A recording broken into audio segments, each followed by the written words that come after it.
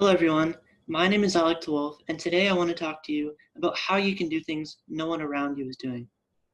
Before I continue with this talk, I want to acknowledge how large and maybe strange a topic this is. What does it mean? What even is there that you don't already have access to, and why should you try to pursue it? The answer is, there are an infinite number of things to discover, and no one has ever changed the world without looking for them. That's not to say that there aren't tremendously successful people that just became good at something that was naturally present in their lives, because of course those people exist. I'm simply saying that every founder of every large company, every person to ever do something innovative, one day decided that what is around them wasn't working and they changed it. Today I'm here to tell you how you can become one of those people. Before that, I'll briefly tell you a little bit about myself. I was born in a town called Sudbury in Ontario, which is about 5.5 hours west of Ottawa, depending on how fast you drive. I don't have much else to tell you about Sudbury, other than that it's a pretty small town, and like most small towns, oftentimes there's not a lot going on there. I lived in Sudbury for 16 years, and for most of that time, I was a really happy person. I went to a very safe and comfortable elementary school where there was a number of things that made my life easy. Basically, I didn't worry about anything. Like most people, I had things I wanted to accomplish, but I thought I could get there by just staying on the path I was on.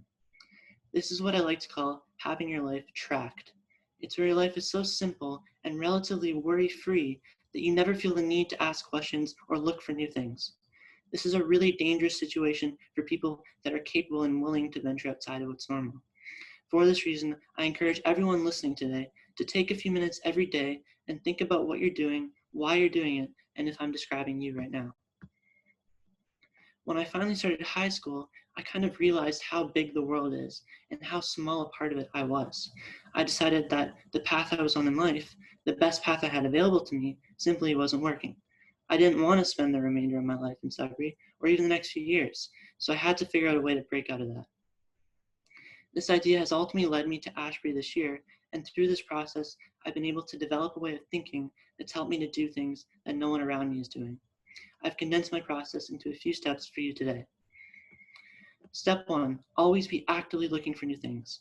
Talk to different people, make more connections, do everything you can, and then look even further. This is the only way to make discoveries and break out of your respective bubble.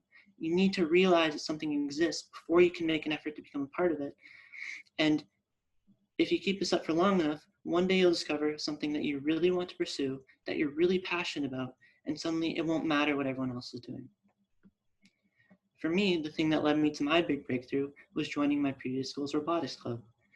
It was seen as a really nerdy thing to do at that school, and it was frowned upon by a lot of the people I associated with.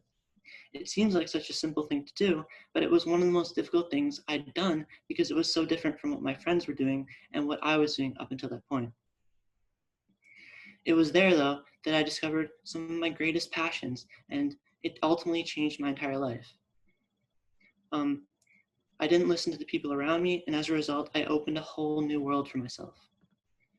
Step 2, learn what it means to be driven and learn how to learn. Now that you've discovered something, you need to have the strength and the will to pursue it. The more outside of what's normal it is, the harder it will be and the less help you will get from the people around you. In this case, I wanted to learn computer programming, but I didn't know anyone who could help me, and my school had no way of helping me. It was a goal I had that was slightly outside of what was normal in my life and common for people in my situation. But I did have a tangible goal. I bought books, I watched videos, I took courses, I did everything in my power to learn, and I was able to progress far further than I had initially set out to.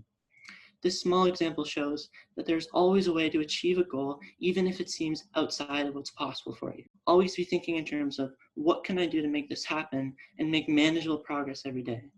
Don't compare yourself to people living very different lives from yours, because there will always be people in situations more conducive to success. You have to keep this in perspective as you move forward.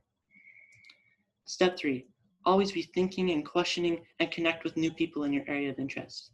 Once you've found something you want to pursue and you've made some progress, you need to source out people you can learn from.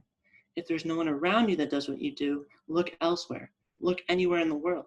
Expand your network of people and gradually build your knowledge base so that you're always ready for that next opportunity, that next piece of information that's going to change the way you think about things and open doors. For example, This summer, I was browsing through LinkedIn when I saw a summer science program that was going to be run virtually because of the coronavirus. The applications were due the next day, so I rushed to my computer and I worked all day on my essays and I submitted my application. A bit later, I was accepted and I agreed to participate in the program. Through this program, I learned things about data science, artificial intelligence, machine learning, things so far outside of what was happening in my high school or anywhere around me.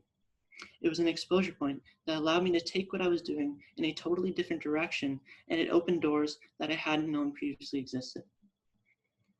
So this is the mindset you need to be in to do new things.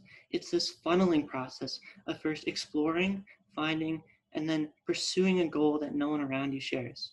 You need to be in a position to make this goal possible. It will be difficult, but with time, you can make any path available to yourself. A lot of experiences I've had, and the reason I'm a boarding student this year, are a result of me overcoming my fear and joining this club at my school. All it takes is one leap of faith, one step outside your comfort zone to put yourself on the path to bigger and better things. You don't always need the people around you to understand you.